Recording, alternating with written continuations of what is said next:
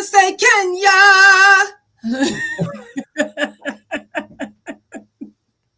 Just because you from Africa right now. That's You're right. African time. It's, And I'm it's going right African along with American Heritage Month. That's right. exactly. And I'm right here with my orange on as With your well. orange on. Yep. We Right. in Like cahoots today.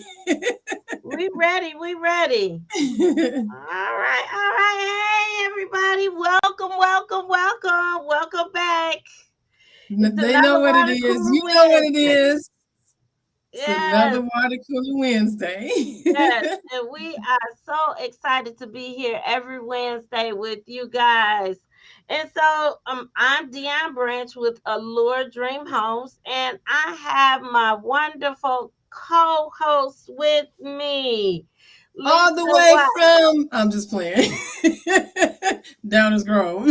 Exactly. I went from Dallas Grove. Exactly.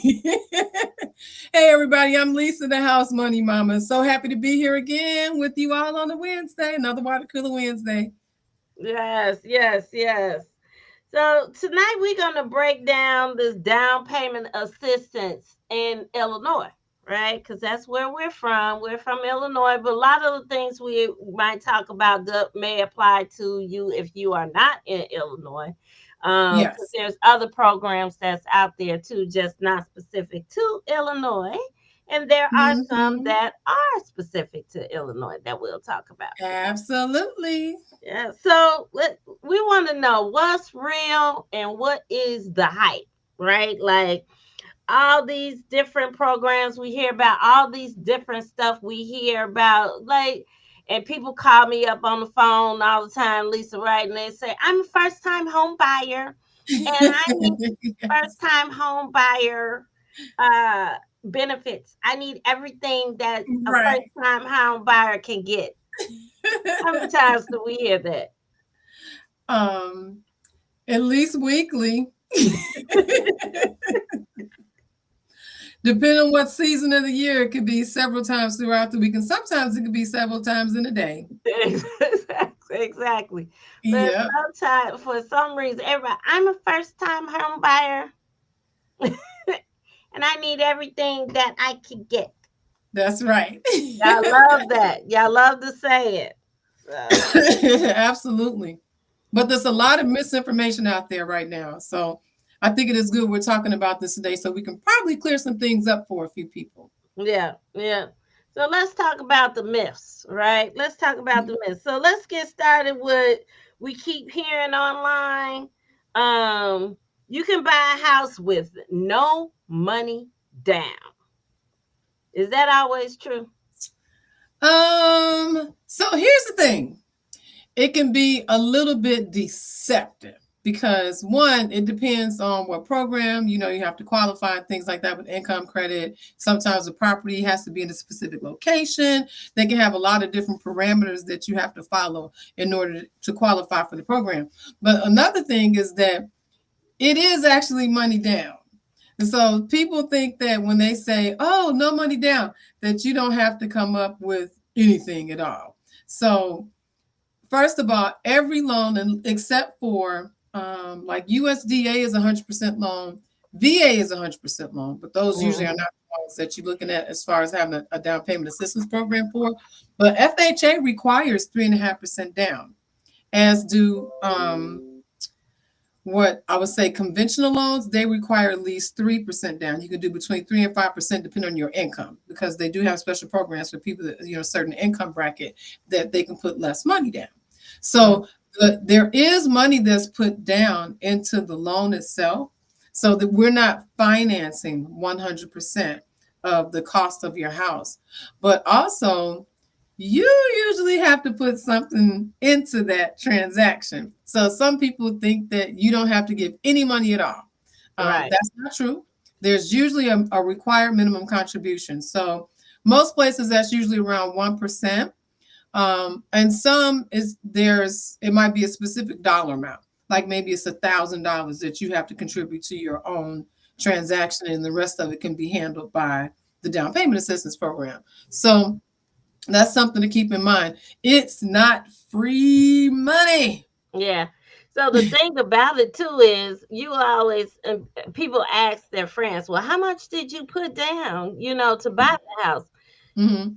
Everybody don't tell you all their business. They go to Right. right, they don't want to tell you. So they just say, "Oh, I didn't put any money down." And you're like, "Oh, you didn't put any money down?" And they're like, "Yeah, I ain't put any money down." And then you want to know why you can't do the same thing because they didn't do Right. And I'm sure if you looked at their closing disclosure, it would tell a different story. it. Right. Because yes, that there is something that you do end up paying for. For example, we could talk about some of those things because I don't know if that's going to come up later in the program. But some of the things that you would have to pay for, just right up. We tell you guys this. If you're following us for any length of time, then you already know this from us because we give you the real skinny on how things work. But what about your earnest money? You Right. don't get that back. That's money down. The earnest money is actually the very first part of your down payment. So you're gonna when you put a contract on the house, you're not gonna just go and say, "Hey, I want to buy this house," and then send over an offer with no money. The seller gonna look at you like, I don't No. think so." Right. The Right. whole point of the earnest money is to show that you're a serious buyer. So Thank you you. might be in a negotiation with, in an offer with other people. So a multi offer, situation going on. Yep. So you might want to put down extra earnest money to show them that you're a serious buyer. So where Absolutely. somebody else might put 1,000 down, you might put 2,000, 3,000 down. But Hmm. that's still down payment, like Lisa said. You still putting some money down. Right, right. So that's one thing. Another thing is just as far as the contributions into the loan itself, you still, the loan transaction, I should say. So because you still would have an appraisal, an appraisal has to be paid for. Appraisers do not work for free, and they get paid before we close. So that Hmm. is something that before we even get to the closing table, even if the loan does not close, you still got to pay for that appraisal. Same thing with the home inspection. If you get a home inspection, you have to pay for that home inspection, and it's paid out of pocket by Yeah. you before we close. It's not something that we pay at closing. So these are all costs that are going to come into factor into the transaction that you have to come up with that money for it. So let's not think that I don't have to have any money in the bank. Because you're going to need something, some kind of either minimum contribution or just for the items I just described that you will have to pay for, putting them on the credit card or whatever. So Yeah. another thing I just want to bring up too is just about the assistance in general.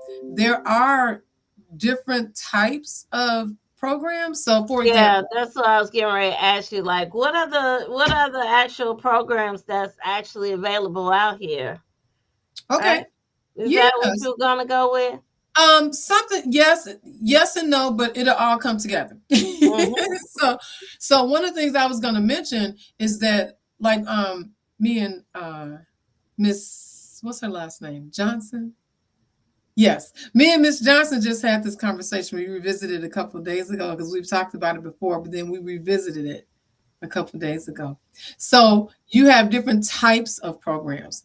Usually it's basically three types. There's going to be a forgivable, where it's a second lien on the house, and there's a loan attached to that lien, but that loan is forgiven at a prorated amount every month that you make an on-time mortgage payment.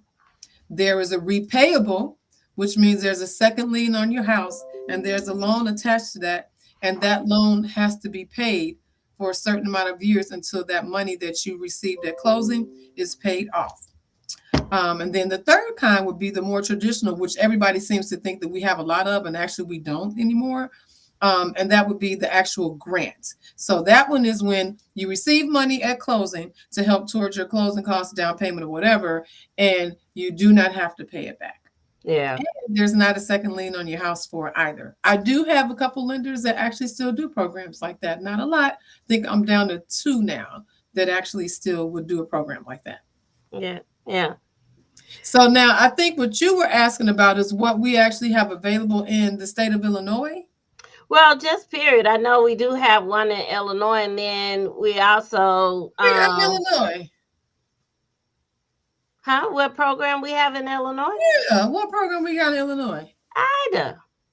Oh, Illinois Housing Development Authority. Yeah. Yes. Can't Yeah. forget about them. So yeah, Yes. that's Can't forget Illinois about specific. what's her name? Fabby. Patty. Yes, I said it right this time. I know. Because I you know I was tried gonna to call her say it. Gabby for some reason. Yes. And So that's terrible Fabby because is I one love of our Fabby. partners that where she actually assists with the IDA program, and she's Yeah. been here before talking about her program, and they have like different. I think they offer three Yes. different types of programs that Yeah. There's a 5,000, a 7,500, and a 10,000. Yes. okay. Mm-hmm. And they all have different the caps are different because the programs themselves are different, like the percentage amount that you can get to go towards your transaction, whether you have to repay it or whether it's going to be just forgiven. All of those things come into play with those three different programs. So yeah, that's and then we also just have some, it's not specific to the state of Illinois. So if you're one of our customers or viewers where you're in a different state, guess what? We got stuff for you too, because some of the programs that we have, the DPA programs, down payment assistance programs, are specific to the lender that I'm going to place you with, as well as the type of financing. So we have a good amount of programs actually for FHA. FHA normally is pretty good about assistance options. So usually you can get between 3.5% and 5% to go towards your costs. And with the programs that I'm making reference to, there's not a cap. Like how IDA has the caps at 4,000, 7,500. I'm sorry, 5,000, 7,500, and 10,000. These programs do not have the caps. It's capped at the percentage amount. So Yeah. if you buy a house for 100,000, then it's capped at 3.5% of that. Or if you buy a house for 300,000, then it's capped at 3.5% of that. So that's usually how those programs are going to work. And then just like I described, as far as the conversation I have with Ms. Johnson, we do have three different ways that can occur. As far as it being repayable or forgivable, or just an actual traditionalized type of a grant. Right. What are some guidelines that for the grants that are used in order for you to qualify? That's actually a good question, because a lot of people assume that the only thing that you have to really requirement that you have to meet is you a first time home buyer. Right.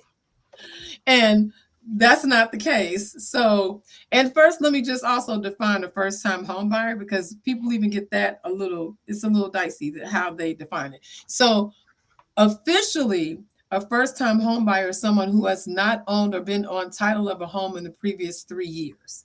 That's a first time home buyer. It doesn't literally mean that you're just buying a house for the first time. If you bought a house 5, 10, 20 years ago, and you got rid of that home, maybe you were renting for a while, staying with someone else or whatever, and now you're buying a home again, you actually should be considered a first time home buyer because you have not owned or been on title of a home in the previous 3 years. So that's the first thing. Now, a lot of these programs, though, some of them are specific to being a first time buyer, but most of them are not. Really, what the big concern is are you going to live there? Yeah. So if it's your primary residence and not a secondary residence, you can't already have a primary home and then want to get DPA for your second residence. That's not going to work. But if it's your primary residence, then now that is something where you can get down payment assistance for, because usually that will be one of the requirements. Excuse me, or pretty much every time it's a requirement for being able to get the additional funds. Now, there are also income limits. So, for example, maybe you can only be, 100. How do they say it? Like 100 and 35% of the poverty level and things like that. They have different guidelines, depending on the program, but there could be an income limit. So maybe the median income in the state of Illinois, I don't know what it is now. It's probably around, I would say probably around 80, 90,000. But let's just say that 80, 90,000, 80, 85,000 is the median income for the state of Illinois. Maybe your income cannot be any higher than 75,000 in order for you to qualify, for the program. So there's usually going to be some kind of income limits on a lot of these. Not all of them, because I do have programs that don't discriminate based on your income. So, even if your income is good, and you meet the credit requirements, that's another thing. So we should probably mention that too. They do have credit score requirements. This is not free money. They're not people not just you get a check, you get a check, you get a check, you get a check. Here, let me give you a check too. I'm gonna throw this to you back over there. You take this check. No, that's not how it's working. It's not free money, not just giving this out. There are some qualifications. So credit score is one of those qualifications. So I would say a good target for your credit score would probably be around maybe a 660. That's usually a good place to be. With the 660, you should be able to qualify for just about any down payment assistance program that's available, because most of them are going to fall between 640 and 660. So if you have a 660 middle score, not just one score, and sometimes people do that. They go and they see one score and say, oh, I got a 685. Yeah, but your other two scores are a 620 and a 630. So your middle score is really not meeting the minimum requirement, because we look at the middle score. So you have to keep that in mind too. And then one last thing that a lot of times they will make you do is something called a home buyer education requirement. You got to take a class. You're going back to school, and now you're going to get schooled on home ownership and the mortgage process and real estate and numbers. Right. So when does it make sense versus when it doesn't make sense? When does it make sense? Yeah. So let's talk about like strategy, right? So when is down payment assistance smart, and when might it not be, right? So I know sometimes we may have some clients that are like, oh, I want down payment, I want the down payment assistance, I want everything the first time home buyer can get, right? I know But where you're going. right, but they may already have money saved, just different things that really, if they use their own money, maybe they wouldn't need, or right, or probably shouldn't get it, because there's some things that happen, right? Is there interest rate difference? Is things like that. Dione be asking some good questions, y'all, just so you know. Good questions. Oh, wait, you this way. Right. All right. So, yeah, that's actually a good point and a good question, too. So, yes, there are times when strategically down payment assistance may not be the best thing to do. Like, for example, when you get a down payment assistance loan, what happens is there are going to be some restrictions on those loans. One of the restrictions oftentimes is debt to income ratio. So let me give you an example of that. For FHA, if I look at a file to approve it, my maximum back end ratio for debt, your total debt, is 56.99%. That's as high as I can go in order for me to still, what's allowable to still get an approval for you. Now, if you are in a down payment assistance program, they're in control of what that back end ratio is going to be. And so a lot of times they will change that back end ratio and say, well, you can't go up to 56.99 if you want this money. You can only go up to a 45% or maybe a 50%, something like that. And so let me just explain what that means for you. What that means essentially is that you can't buy as much house. So in a market like right now where, houses are decent houses. What would you say a decent house costs for? Like, so just say a family of four, a mother, a father, two children. Well, let's in Illinois right now, what we have is the issue of taxes as well, right? Hmm. So we could say that maybe a decent house would be about 285,000 Okay. to 320,000. That's That what I might was be, thinking. Yeah. yeah, that would be a nice house, Hmm. but your And then, taxes could be high too. So your yes, taxes could be between 8 and 10,000, I was and thinking on a high level, 12,000. 12. But yes, yes, I was thinking between 8 and 12 as well. Absolutely. So yeah, Mhm. sit back so we can see your whole face. So yeah, it's so that is one of those things where, when you look at the debt to income ratio being lower, now that means that instead of you being able to buy the house that's 300,000, maybe now you can only buy a house that's 220 or Mhm. 250. And most of you all know, if you spend any time on the MLS, looking online at these different sites like realtor.com and Redfin and stuff like that, guess what? It's a difference. Yeah. You have a 40,000 difference, $40,000 difference between two houses. You're gonna know about looking at it. Because you're gonna look at this house and say, "Oh, I really like this one." Well, guess what? That's probably the one that's 300,000, but that's Yeah. not the one that you can buy because you want the down payment assistance. So you're gonna have to look over here at this one for 240, and you're probably not gonna like that one as much. It's not gonna be as nice. Not So, as nice. Maybe not as many bedrooms, maybe not yep, as many bathrooms. square footage might Right. be, yep, Mhm. absolutely. So Right. yeah, so those are all things to take into consideration, because at that point, then is it worth it to get the money for the down payment assistance and not really get the house that you want? Right. Because one thing that people don't realize as well, the interest rate on down payment assistance loan is going to be higher. Mhm. It's going to be higher. Whatever the quote unquote average market rate is for your loan profile, a DPA program is going to have you at a higher amount on your interest rate. So that takes away from your debt to income ratio too. So they kind of get you both ways, the higher rate and lowering your debt to income ratio maximum.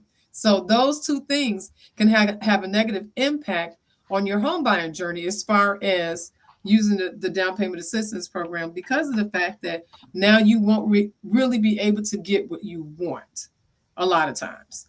So that's when I would say that it doesn't make sense. Now, on the other hand, we've had people where it did make sense. Yeah. I go back to our good friend. Mhm. You know who I'm talking about. I got to call him. I haven't talked to him for a while. But excuse me. But he was coming out of a situation where his rent, even at the higher interest rate for a down payment assistance program, his rent was higher than what his mortgage was going to be. Yeah. So that was a no-brainer. That made sense all day long, you know. So you do have to know what's going to make the most sense and go with that. And don't just think because they're giving me money, which they really not. They Right. A lot of people think, oh, this is free money. This is free money, so I right, need to have it. right. But really, you're paying for the money in the end because one, you got a higher interest rate than Mhm. if you had just financed regularly and used your own money. So Yep. you're paying for it. Absolutely. Yep. But it So definitely is going to give you some restrictions. So you need to think about what makes the most sense, and what are you willing to give up? If you're willing to live in a house that's, not quite what you want based upon what you're able to qualify for with the down payment assistance program, then okay, it works for you. We wouldn't, really advise you one way or the other. It's your decision, because ultimately right. you don't have to live in a house. Yeah. Yeah. Yeah, it's for you. And then one thing, some of the programs do have, I don't know if you touched on this, on a limit of time that they have to actually stay in the house. Did you mention that? Um, So I don't know if I would really say it that way. Typically, but I know what you're talking about because I hit on it, but I didn't get real specific about it. So every loan is usually like FHA, conventional, VA is a little more lenient, but let's just stick with FHA and conventional because those are usually going to be your down payment assistance programs anyway. So between the two of those two types of financing are usually going to have a limit. Like they want you to live in the house, if it's, for primary occupancy, and they usually want you to live there for a certain amount of time, just period, before you can do anything else with the house, whether it's you being able to rent it out, you want to live there for a couple of years before you decide to do something like that. Because the whole goal is that they're helping people become home owners, that this is a place where you actually live. Now, I think what you're talking about, though, really would fall under more of the DPA program, specifically like the recapture. So I talked a little bit earlier in regards to how every month, I talked about how every month that you make an on-time mortgage payment, that a prorated amount of the grant that you received at closing is forgiven. Like when I talked about the Right. forgivable loan. Okay, so usually the amount of time that it takes for that to be forgiven is 5 or 10 years. So the way it's going to work is that, like, say for example, maybe you're in year 2 and part of it has been forgiven, but you like, man, I'm tired of paying this 7% interest rate. Rates are at 4.5%. And my loan officer said, because I would tell you, my loan officer said I can lower my interest rate. Okay, well, guess what? When you lower that interest rate, is what's going to happen is however much that other 3 years or 8 years that you haven't paid off, the amount that's still left over that they gave you at closing, Right. that's going to be tagged on to your principal balance. That will have to be paid in order for you to refinance or to sell your house. Yeah. So even maybe you had to relocate, your job is changing, and so you have Yeah, to, sell your house and leave and go buy another house. You have to pay back, of that prorated portion, right? So right. whatever is remaining on that prorated portion has to be paid back. So, Absolutely. So mhm. yeah. And sometimes I think people forget. They're like, wait, I thought my principal balance is only this. And no, you see it's like $15,000 more than what you thought. Right. Right. Yeah. That's why. Yeah. So, all right, Lisa, we're almost at the end of our time. We get Yeah, I here see so that. fast because we have so much important information that we share every week that it just goes just It like goes that. quick. Go quick. Hmm. Yeah. Yeah. Yeah. Yeah. And you know what? If you are, because I think this is really important. A lot of times people have questions, but if you are renting right now, and if you want to know if you qualify for something like this, comment ready. Go in the comments and comment ready. READY, ready. And then Yeah. that way you can send you some next steps. And we'll send them over to you. All right, guys. Well, we are excited to be here every week. Come check us out next week. We'll still be here. Yes, we will. All right.